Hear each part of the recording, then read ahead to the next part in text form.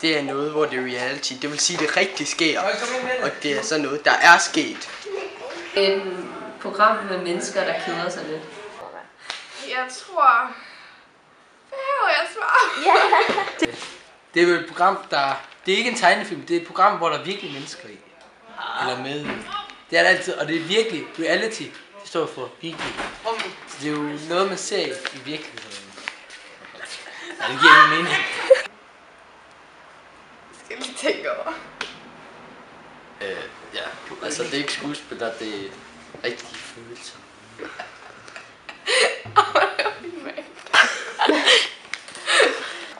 Det ved jeg ikke. Ej, det var sådan nogle serier, der kom ud. Jeg gætter på. Jeg tror, det er sådan noget, hvor man laver sjov med mennesker.